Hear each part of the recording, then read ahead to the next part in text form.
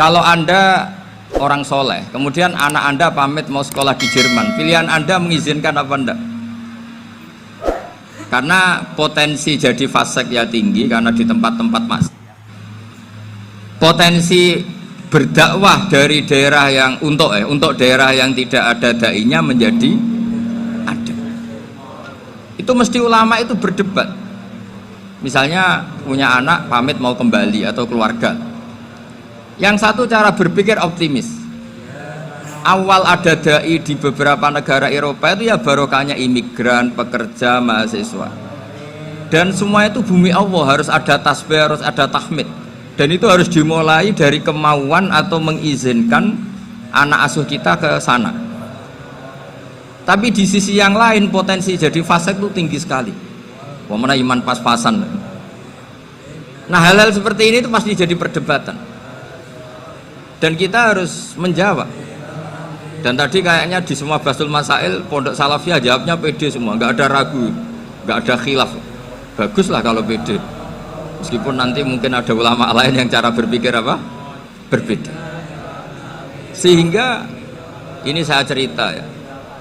Sehingga di kitab-kitab fikih, misalnya saya kok hidup di Bali sudah punya komunitas ngaji.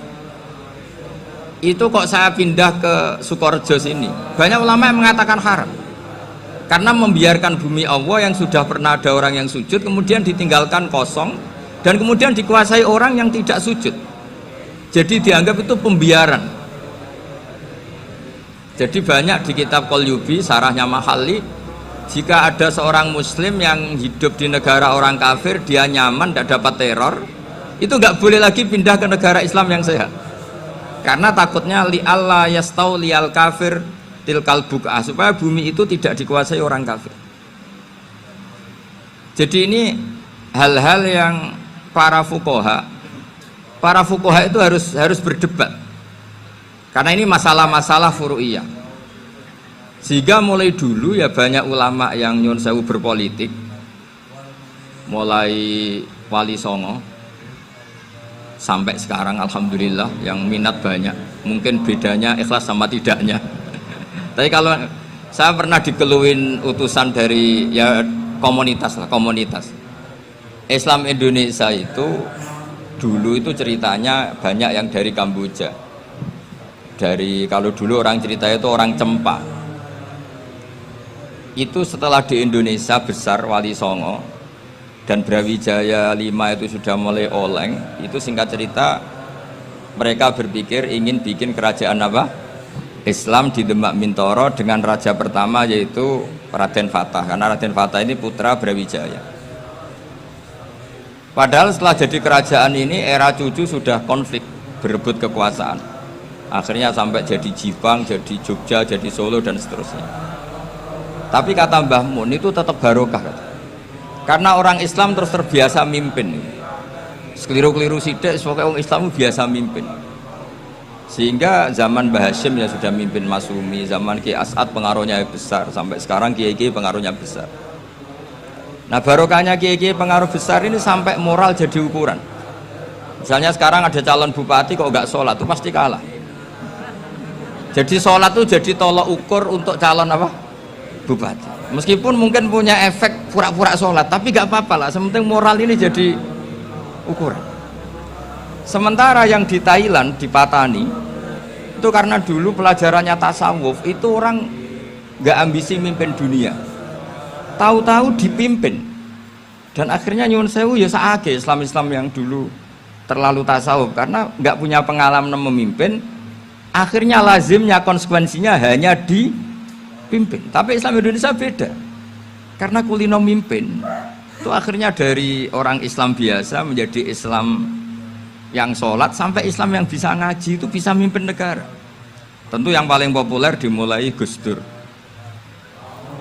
Jadi ini sesuatu yang barokahnya istihad para kiai, sementing Islam kulino mimpin. Sehingga di Indonesia itu barokahnya itu kebaikan itu jadi tolok ukur. Ada orang kok terkenal koruptor atau terkenal nyuwun sewu selingkuh atau terkenal apa, itu pasti tidak jadi, karena moral itu menjadi tolok ukur. Dan itu adalah politik para kiai. Jadi ini saya cerita, dan itu negara juga akhirnya untung karena seleksi agama sama negara itu sama-sama kiai ya bilang negara harus dipimpin orang soleh, negara juga bilang seperti itu. Nah, ketokohan-ketokohan para beliau-beliau ini yang maulah bekerja sama dengan umarok. Kita tahu dulu Pak Harto ya rawuh ke sini ketika Muktamar 84, rawuh ke Kiai As'ad, ketika mau kembali ke Khittah juga dirembuk oleh ulama dan umarok, dan akhirnya ini menjadi negara yang alhamdulillah semoga selalu menuju baldatun thayyibatu wa rabbun ghafur. Nah, kemudian di sini saya tabarruk dengan Sayyid Muhammad, gurunya Kiai Haji Al-Zaim. Saya mau cerita tentang amaliyah tadi. Saya sebetulnya nggak niat bacakan bab itu, gara-gara ada khataman jumlahnya banyak saya jadi pusing.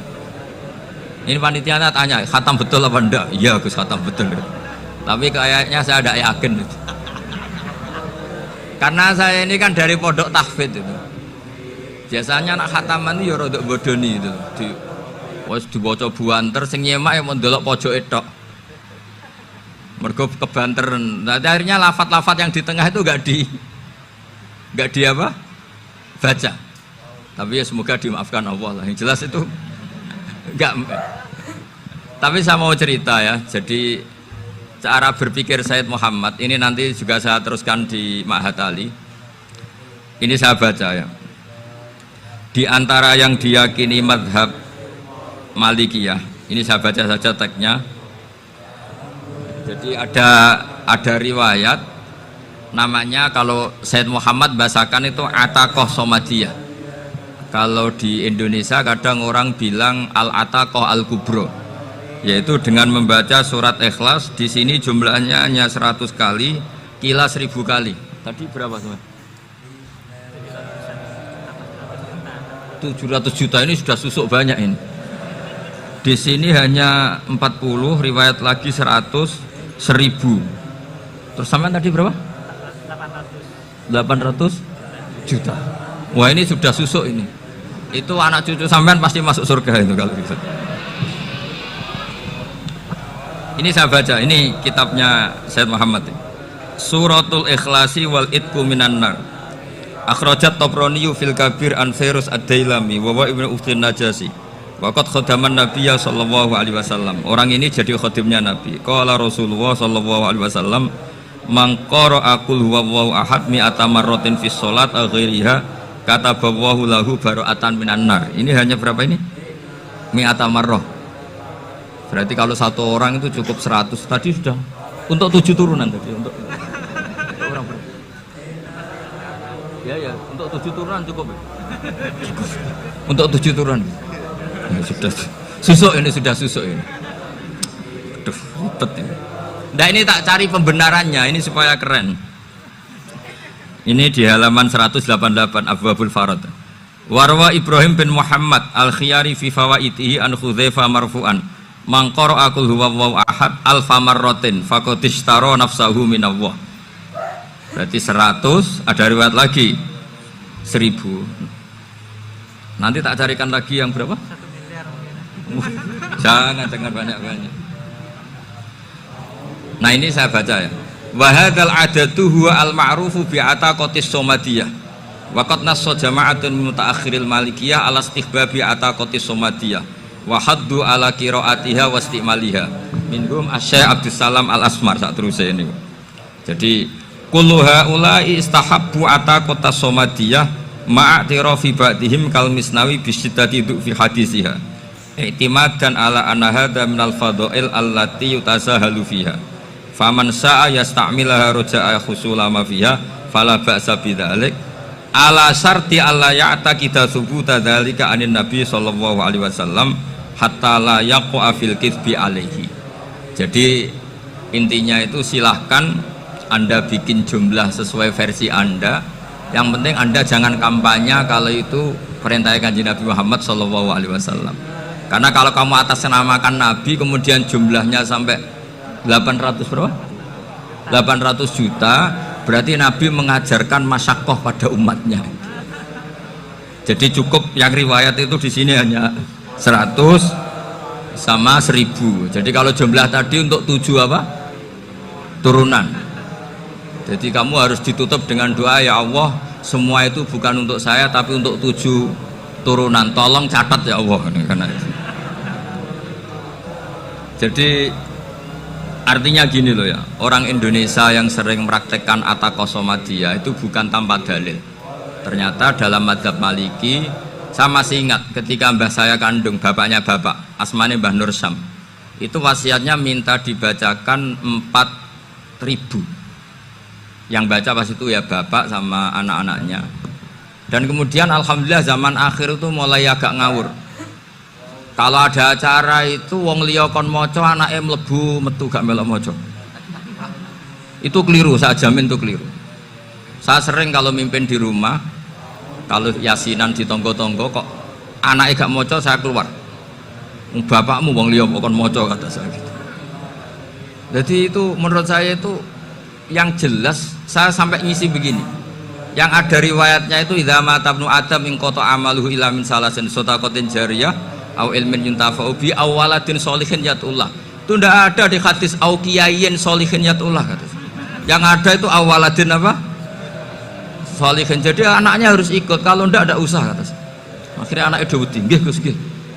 Akhirnya tak kei jagung paling akeh, kula mendet sithik. Wong aku ra anake kok. Kadang-kadang enggak, orang lain baca buahnya anaknya mau mlebu metu mau enggak no tamu mbek rokokan. Itu harus ditobatkan ya. Keliru itu. Karena nasnya bukan au kiyayin sholihin tapi awaladin sholihin. Ini bukan provokator, ini memang ya harus seperti itu. Nah, terus tentang tadi la ilaha illallah yang didawuhkan Gus Azaim. La ilaha illallah itu penting sekali, cuma saya mohon itu dielmoni. Jadi dulu kalimat ini menjadi spesial karena dielmoni, karena dimulai dari fa'lam annahu la ilaha illallah. Terusannya ayat tuh wastaghfir li dzambika walil mu'minina wal mu'minat. Saya ulang lagi ya. Terusannya ayat tuh wastaghfir li dzambika walil mu'minina wal mu'minat. Makanya menurut mazhab Sadili, kamu disuruh baca la ilaha illallah dulu, jangan istighfar dulu. Saya ulang lagi ya. Dalam mazhab Sadiliyah itu la ilaha illallah dulu, nggak boleh istighfar dulu. Alasannya masuk akal. Orang yang kafir 70 tahun itu sekali baca la ilaha illallah itu langsung yughfar lahum ma qad salaf. Sehingga la ilaha illallah sendiri sudah punya kekuatan supaya dosa kita diampuni. Qul lil ladzina kafaru iyantahu yughfar lahum ma qad salaf. Cara menghentikan kekafiran gimana? Dia melafadzkan la ilaha illallah. Ini kalimat yang begitu saktinya sampai orang yang kafir puluhan tahun itu dosanya semuanya terhapus hanya karena melafadzkan la ilaha illallah. Nah, makanya kata Abdul Hasan As-Sadili wastaghfir li dzambika ay bihadil kalimah. Seseorang sah diistighfar itu kalau melafadzkan la ilaha illallah. Misalnya ada orang kafir mati kafir, sah nggak anak cucunya mengistighfari dia? Tidak sah karena belum melafadzkan la ilaha illallah. Makanya kata Abdul Hasan As-Sadili wastaghfir li dzambika ay bihadil kalimah. Sehingga lafadz ini spesial betul. Tapi kadang-kadang beberapa mursyid cara berpikir lain. Ini kalimat thayyibah harus dibaca orang suci, sehingga mendahulukan apa? Istighfar. Untuk supaya pas ngelafatkan kalimat thayyibah sudah dalam keadaan apa? Suci. Itu juga masuk akal. Tapi secara meyakinkan saya sendiri lebih mengikuti manhajnya Abdul Hasan As-Sadili karena alasannya tadi, yang kafir puluhan tahun saja langsung luntur dosanya karena melafadzkan la ilaha illallah. Artinya la ilaha illallah sendiri sudah bagian dari istighfar. Nah, ya tadi buktinya fa'lam annahu la ilaha illallah terus wastaghfir li dzambika walil mu'minina. Jadi orang sah diistighfari itu setelah dipastikan sah tauhidnya. Jadi setelah tauhidnya sah yaitu la ilaha illallah baru sah apa? Diistighfari. Sehingga orang kafir, saya ulang lagi, orang kafir yang mati kafir anak cucunya tidak boleh apa? Tidak boleh menistighfar. Terus saran saya kedua, la ilaha illallah itu filosofinya itu nafyun li uluhiyati ghairillah wa isbatun li uluhiyatillah wahdah. Filosofi la ilaha illallah itu gimana? Menafikan semua selain Allah itu tidak Tuhan dan hanya menuhankan Allah semata. Nah itu caranya gimana? Caranya kita harus terbiasa ini, karena tadi saya dibilangin panitia ini rata-rata mustameknya atau mustamiatnya ini santri. Caranya gimana? Dilatih pakai logika. Saya berkali-kali cerita kalau ngaji, saya sekaligus kampanye. Allah itu Tuhan yang begitu fair. Untuk menjadi Tuhan, Allah mempersilahkan, ada kualifikasi Tuhan. Jadi boleh dikompetisikan, itu boleh kata Allah. Gak apa-apa kamu ngaku Tuhan gitu, kata Allah. Tapi nak ngaku pangeran itu paling gak ya direputasi lah, ada verifikasinya. Dimulai dari apa? Ya kalau jadi Tuhan itu setidaknya bikin langit bumi lah, aturannya gitu. Jadi kalau daftar bupati ya daftarlah ke KPU. Masa tahu-tahu jadi apa? Tuhan kemudian tidak punya prestasi bikin langit bumi. Sehingga Allah itu cara ngendikan itu ya fair. Qul ara'aitum ma tad'una min dunillah aruni madza khalaqu minal ardi am lahum syirkun fis samawati. Coba yang kamu tuhankan selain saya, prestasinya apa kan? Ketika saya bikin bumi itu apa ikut bikin? Terus am lahum syirkun fis samawati. Kalau bikin langit, kalau nggak bisa ya urun lah gitu. Urun semen apa urun bego, pokoknya urun lah gitu. Urun ora, gawe bumi ora, ngerti-ngerti ngaku dadi pangeran. Kul hatu burhanakum. Jadi ya kan ya lucu kan, misalnya syarat kiai di Salafiyah kan keluarga Kiai As'ad, cucunya ngaji ngalim. Orang keluarga Kiai As'ad terus aku kiai utama di Salafiyah. Oh mesti di penjara ya. Lah yo gak gawe langit bumi, gak ada prestasi terus ngaku sebagai apa? Tuhan.